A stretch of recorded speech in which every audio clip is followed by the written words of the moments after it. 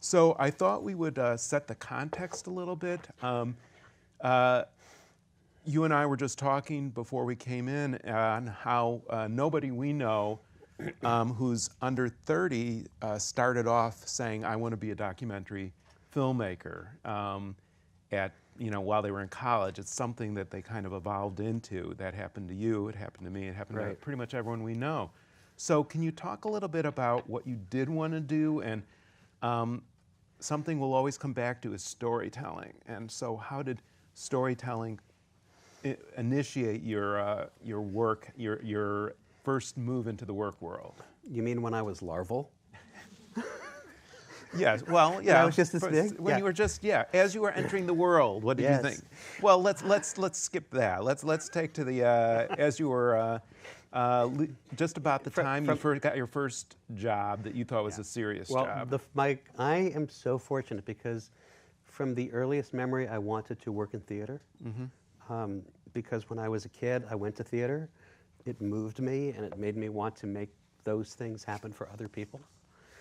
And so truly my first serious job was in theater. I was the dramaturg and ultimately became one of the producers at the Los Angeles Actors Theater, which then became the Los Angeles Theater Center. The dramaturg, if you're not familiar with that term, is the person in a theater who helps to select the plays, figure out what plays will be programmed, works with the playwrights to develop them. If the plays need translation, supervise the translation, or in some cases I would do the translation, and then works to stand up on behalf of the narrative of the play and the playwright in the relationship of creating the piece that goes on, and creating the production. And I think in a lot of ways I'm still a dramaturg. It's really what I do even as I make movies. So you were drawn to work in the theater in kind of both a creative and a producerial kind of capacity.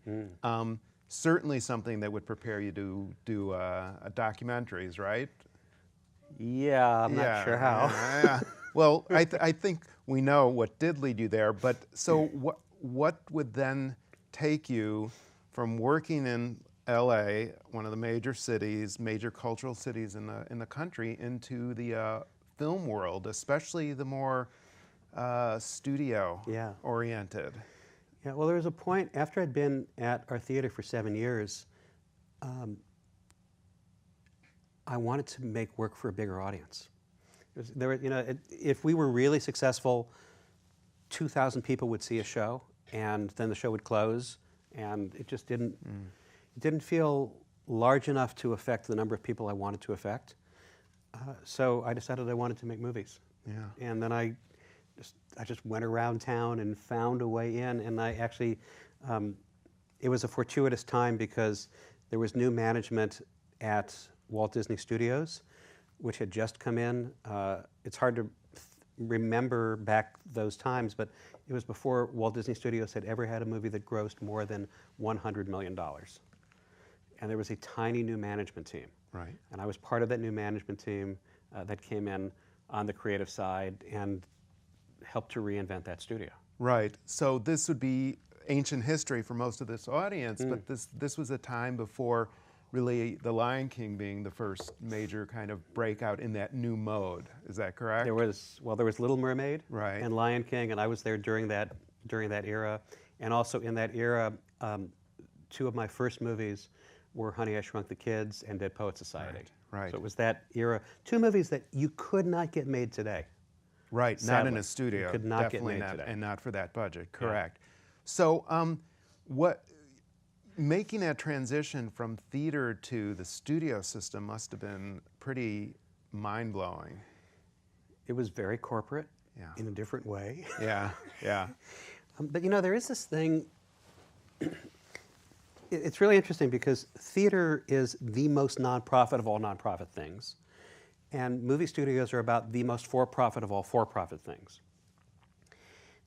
There's something that is clean and rational about the for-profit universe. As much as we may hate it and not like the fact that everything is about money, at least there's a metric. At least we know that the film's going to be made for this much money, and if it does that much money, it's made a profit, and it was okay, and you get to make another one. In the nonprofit world, in theater, those metrics are not so clear. And there was something that I appreciated about the clarity of those metrics. And in my career, I've really spent half of my time in the for-profit world, half my time in the nonprofit world, because after Disney, I ran National Geographic Films, Right. and National Geographic is a giant nonprofit. So I work back and forth between the for-profit and nonprofit sectors. And today, as I'm making documentaries, most of my documentaries are financed by nonprofits and international NGOs. Right. So it all kind of goes together for me. It's a strange mix, but there is something, and I want to come back to that, about finding and reaching an audience, engaging an audience, which is something you and I have talked about that we want to get to. So you spent about 10 years in the Disney world? My life goes in 7-year increments. Okay. 7 years at Disney, 7 years at Nat Geo. Okay. So during those 7 years, what changed in terms of your view of what you want to be in? When you tell stories, when you're involved in telling stories, you got to tell some really great stories, which were both quality and found an audience, which is amazing and fantastic. And so what changed for you? What did you learn during that time? I learned that character is destiny. Character is narrative. And what I always go back to in all my movies is character, character, character. Yeah. Yeah. Okay. Okay. The corporate culture, more difficult to navigate, though. Yeah. Okay. Okay. Can you talk a little bit about that and things that were not necessarily a story, though stories are great, but just an example of where a passion project got somehow, it wasn't able to be made, or that there was just the corporate culture could not bear with that type of storytelling.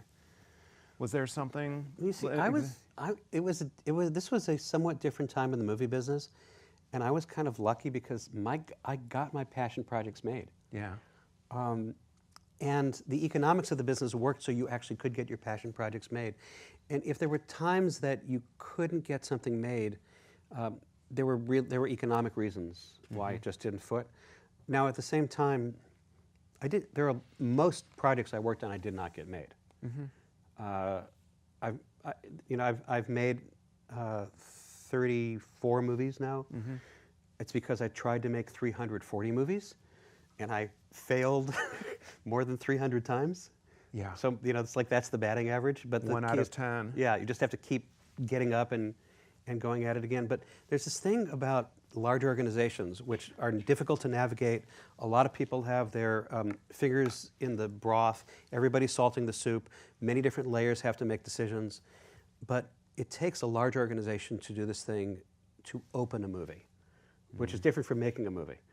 Right? Like, anybody can make a movie. We can all pull out our mobile phones and make a movie, edit it, upload it to YouTube. We made a movie, done. Right. But to open a movie, by which I mean it's in 2,500 theaters, and you make $50 million opening weekend, which is opening a movie, it takes an organization of 2,000, 3,000, 4,000 people and a lot of money to do that. Right. That's something that can only be done inside a large corporation. Absolutely. And that's, again, engaging an audience, finding a way to reach an audience. And in their case, they had a large structure and financing to be able to do it. So did something happen that precipitated, maybe not, that motivated your change to move on to be running National Geographic Films? Yeah, well, there's this transition period after I left Disney. I became an independent producer, and that led me to be at National Geographic Films. Yeah, the thing that precipitated it was that when I started at Disney, there were 8 people in the creative group, and there were 2 legendary executives who were running Disney who had just come over and hired me, Michael Eisner and Jeffrey Katzenberg, who were part of movie-making lore. 7 years later, those 8 people had become 130 people. We'd split into 3 different divisions. I'd been promoted up and up and up the ranks. I was now not making movies. I was supervising people who supervised people who supervised people who made movies. If I would go onto the set, you would hear in the in the corridors of the soundstage, "Suit on the set," which made me feel super uncomfortable because I don't really want to be a suit. And I didn't want to be an executive anymore. I wanted to produce. So Right. that was the moment to say, I've had this experience. It's spectacular. It was my graduate education in filmmaking, and now it was time to move on. Fantastic, fantastic. So, what was the goal of National Geographic at that point for their film division, and how did they see you fitting into that? Well, the goal was, and the question was, could National Geographic make an imprint in the feature film business? Mm-hmm. They asked me to develop a strategy for that, which I did, and that was over about a 6-month period, and then they asked me to run the company after I developed that strategy. Right, right. So they wanted to get films out to the film market, or they wanted to be a regular producer of films that they were going to be showing in other venues? It was entirely for theatrical release. Okay. Yeah. So their goal was to get how many films out per year? They didn't know at that point. You know, at that point, it was 1 or 2. Right, right. If we were lucky. Right. And as we know, and this has been fairly consistent throughout our lifetime, is that documentaries, there are little blips of moments when films get out to the theaters in a substantial way, but most of the time it's 1 or 2 that really kind of break through per year. But their goal was to kind of play in those waters. Yeah, exactly. Yeah, yeah, and you were leading that charge. So it was not too long though after you were in there that this interesting Frenchman contacted you about this project he was working on. Can you talk a little bit about that? Yeah, I can. In fact, it turned out to be our second film, mm-hmm. which is crazy to have success like that on the second film. Right. When you're running National Geographic films, you hear about crazy wildlife photographers out in the world. So you just hear about 3 crazy Frenchmen who had been wintering over in Antarctica for 13 months with 60mm cameras shooting footage of penguins. And you just sort of decide, well, you know, you got to be there. Right. So I sent an editor to the lab in Paris to look at the footage. They were shooting on real film, not on digital, because film is actually a really stable medium in sub-freezing conditions, where digital cameras are funky and those chips don't always work. He went to Technicolor, he looked at about 40 hours of footage, called me and said, it's in focus, that's about all I can tell you. And at that point, I decided, well, you know, we should go take a flyer, because that was half the footage. If there's 80 hours of footage of penguins, somehow you've got to be able to cut a movie out of that, right? Yeah, yeah. So I called the agent who was representing the French production company, and I called a day too late. They had gotten into Sundance that morning. She refused to sell it to me over the phone. She said, you're going to have to go to Sundance and compete with everybody else to buy the movie. Right. And 3 months later, we went to Sundance, right. Competed with everybody else to buy the movie. I had made relationships with other distribution companies, because at that point, Nat Geo didn't have a significant enough distribution company to really push this movie out to theaters to be able to open it in the way I just described opening a film. And we paid $1 million for the movie. And everybody in the entertainment industry laughed at me and derided me for about 3 months because I paid $1 million for a Penguin movie. Okay, so let's establish a couple things, because Okay, it is pretty hilarious. Even today it would be hilarious, right? So maybe even more so. Yes. So it had a certain form at that point. It had Yes. been edited. Was it rough cut, fine cut at that point? Oh, it was edited as a finished movie. Okay. With a Euro EDM clubby kind of music score. Okay. And penguins that actually spoke in French. Right. Yeah. Right. I think very few people know that. So these were basically kind of cartoony. Hey, get out of my way. Hey, you know, how's it going? There's an egg that hatches in the Yeah. middle of the movie, Yeah. and a little penguin comes up and says, "Bonjour, mama. Bonjour, papa." Yeah. Yeah. It was. And It was so not a choice I would have made. Well, yeah, and you're seeing this, and you didn't, in fact. Yeah. So how did that work? You said, not only this is worthwhile, let's pay the money, but it's going to have to change? You thought all those things at the same time, pretty much? I think it's really important, even when you're presented with a movie that appears to be finished, unless it's really in a theater and you've bought your ticket, the movie's never finished. You can still change everything. And this is an interesting film lesson in changing what you hear. So we changed everything you hear. We hired a great composer to compose an orchestral score, a poetic writer to write poetic words, hired Morgan Freeman to speak the words. And over the course of 90 days, we completely remade the movie that an audience receives. Right.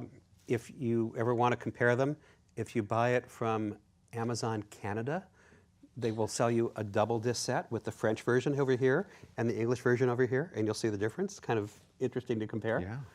Yeah. And it was very fast. So in 90 days, we completely remade the movie.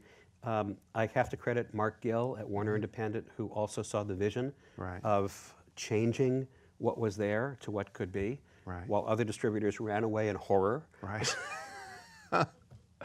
And this is something, you know, that I always want to come back to in our discussion whenever I teach is it's storytelling. You by changing the soundtrack, you changed the story that was told. So what did you really want to emphasize? Because I'm sure that everyone in this audience saw this when they were pretty young, and you know, I think it'd be great if you all went back to it because there's a really potent story that you ended up drawing out. So what did you want to really get across? I just saw it as the perfect family film. Uh-huh. It's a story about family and devotion. Right. It's about dads who sit on an egg while the mom goes out and has dinner. Yeah. Yeah. That's spectacular, right? Is. It really is. And you know, and even though there had been, you know, you could go back and you would find nature documentaries about penguins and migration before. So it's not as though it hadn't been covered. It had never been done in that way with the beauty. Right.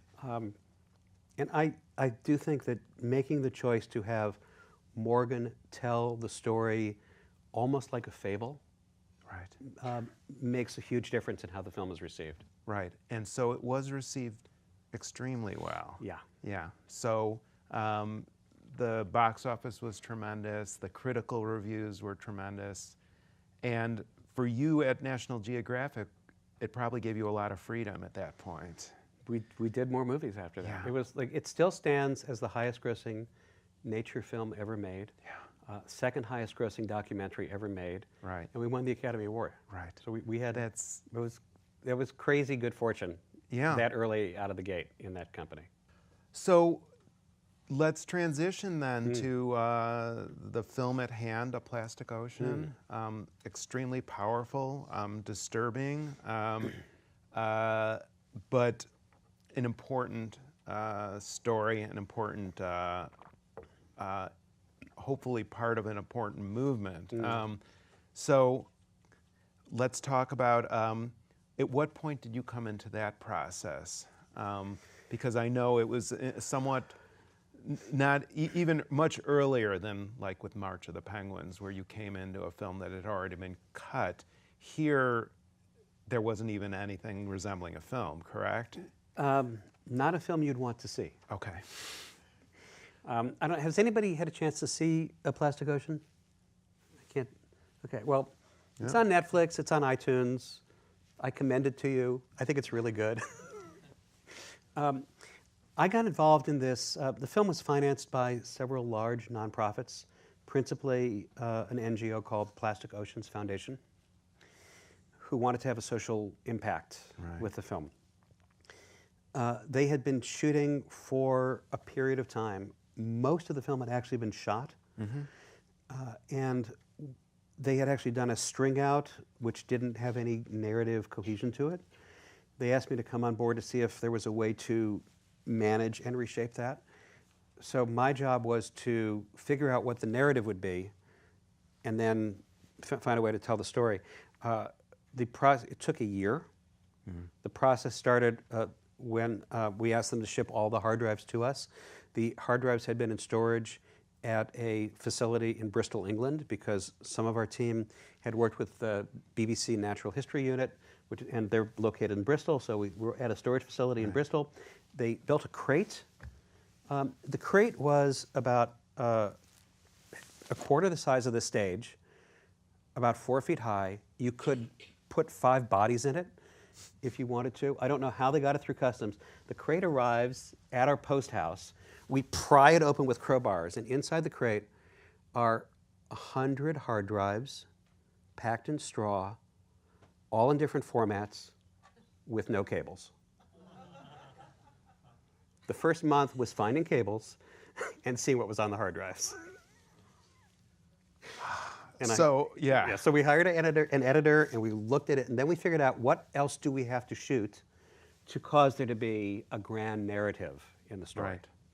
This is a little tangent, it's a little tech talk, but for any of you who are now just starting to make films, drives are your film. I mean, that's your roll of film. Mm-hmm. And the value, hopefully your teachers are telling you, the value of preserving and backing up those drives and keeping your cables is, it cannot even begin to start to emphasize how critical it is. Yeah, and may I add, please, naming conventions, editorial naming conventions, so you can look on the list and know what is what, whether it's subject matter or date of shoot or something. Consistently follow it all the way through, because you'll forget and you have to go back and find things. If you don't have naming conventions, it's a nightmare. It was, yeah. I went to the Arctic on an icebreaker last summer. Oh, fantastic. With the Coast Guard in the shooting of Microcosm, this film that I'm now working on. And one of the hardest things I had to figure out was how many drives to take with us. Right. And how many for backup, because there's no replenishing your drives. Right. Amazon can't send a drone and drop Right. it off. Right. And naming, how to name everything. Right. Exactly. So it's one of those things that this is our era. So you had to take that. And how big of an editorial crew did you have working on this? 1 editor, 1 assistant. And so they're working full-time, 40, 60 full-time. hours? Whatever it takes. Yeah. And in a month you had some sense of what was there? In a month, they had pulled things off the drives and started to put them into bins. Yes. To start to figure out, so we could start to look at it and talk about what a narrative would be. So you're, in a sense, you're the creative producer at this point. You are creating the story. And again, this is something, especially for people who do social issues, I think it's really important that to say, I want to do something about the plastic ocean. I want to do something about, the pet industry.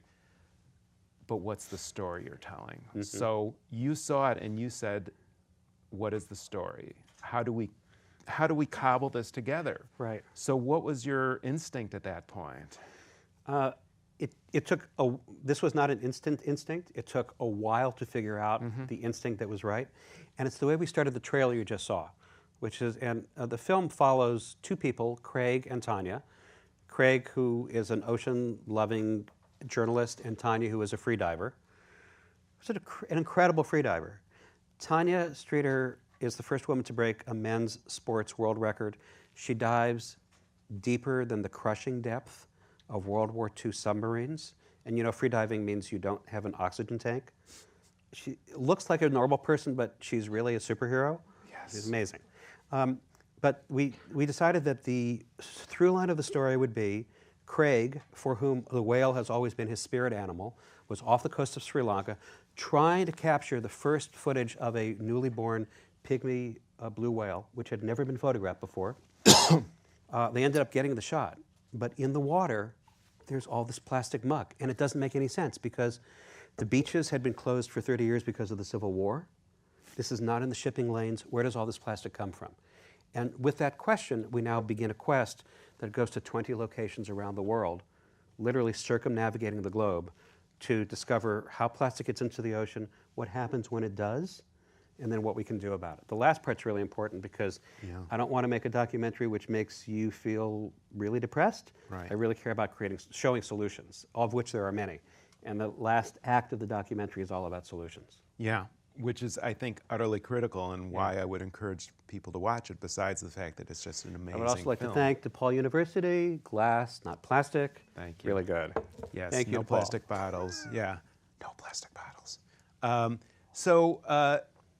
Did you know from the beginning that you wanted to go beyond the doom and gloom? And I say that with much affection because there's so much wonderful doom and gloom movies out there, but we have to offer solutions. Yeah, I didn't even want to make the movie unless there were solutions.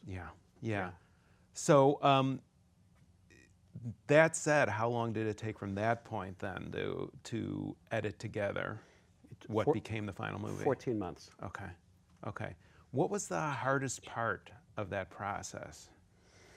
It took us a good 6 or 7 months to really figure out what the story would be. Mm-hmm. And then, having figured out the story, it was just the laborious process of what goes in, what falls out. Mm-hmm. A lot of stuff is not in the movie.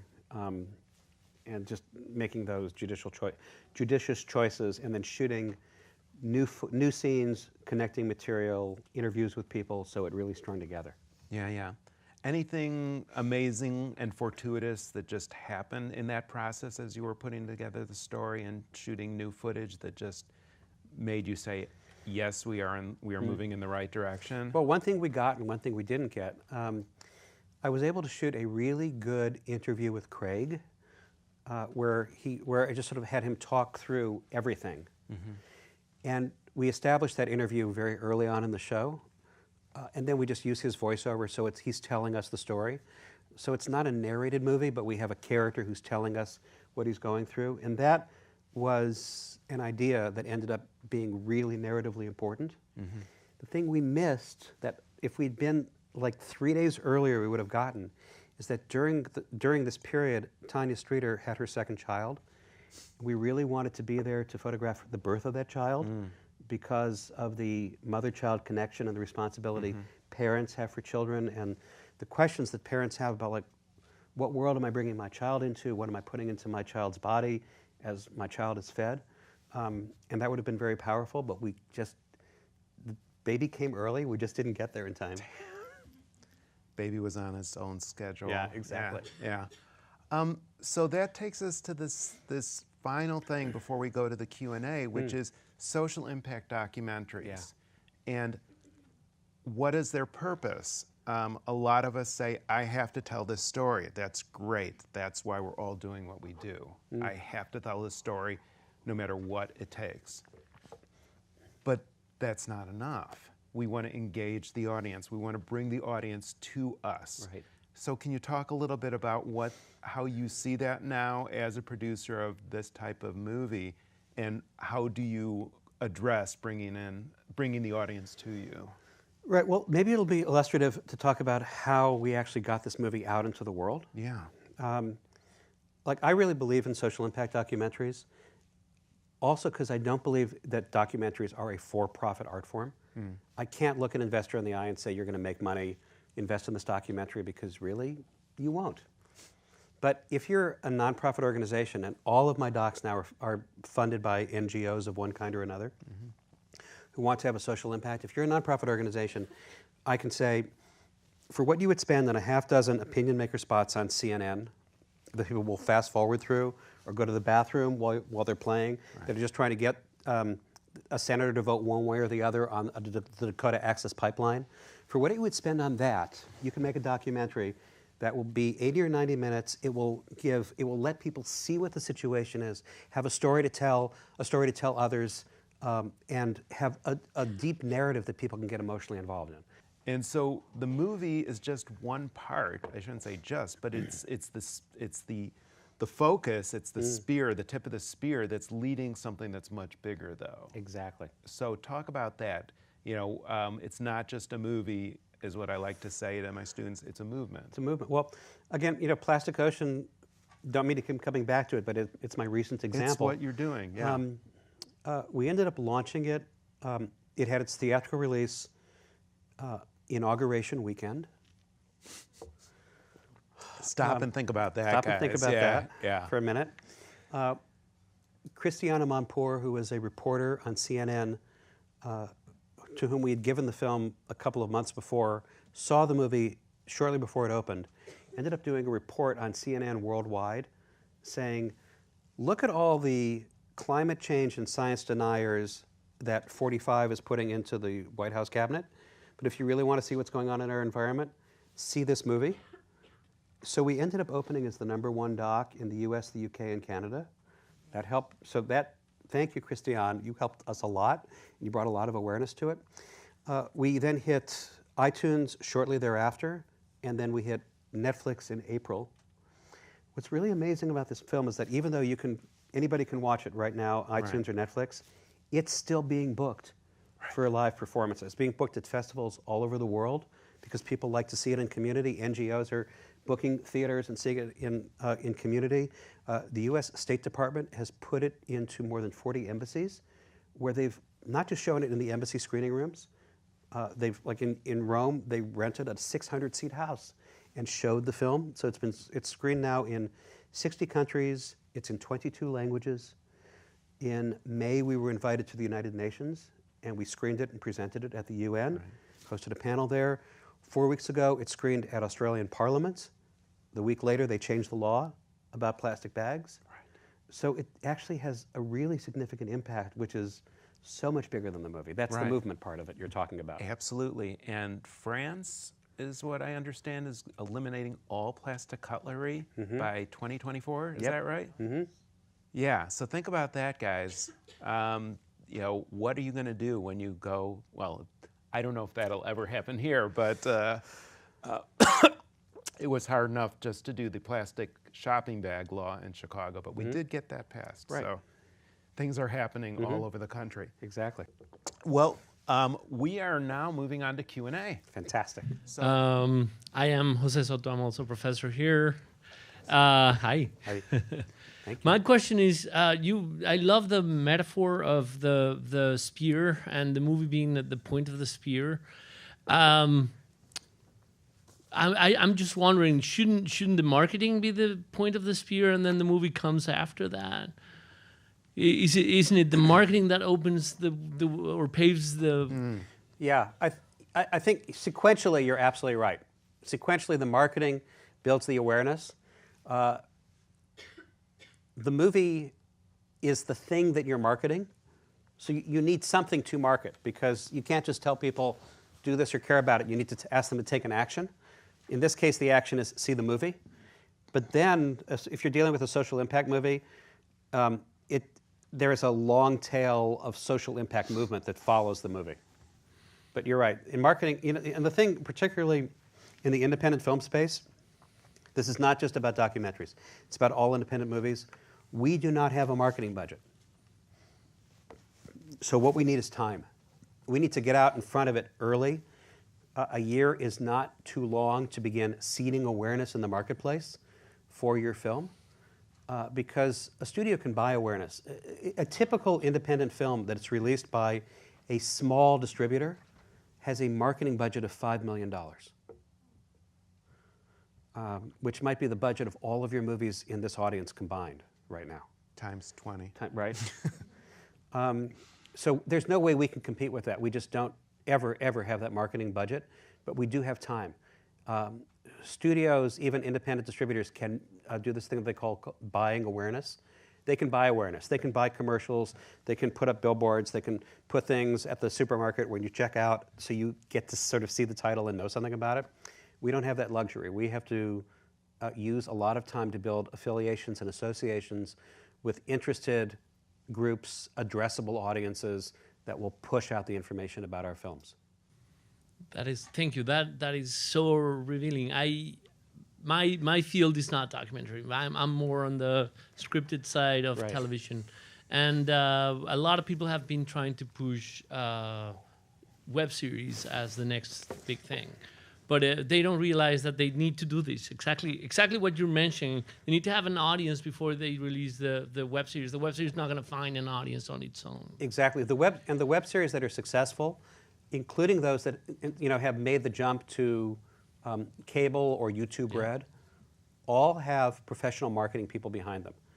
Not only that, 98% of all YouTube videos that go viral are professionally produced and have a professional marketing thing behind the scenes pushing them to go viral. Yes.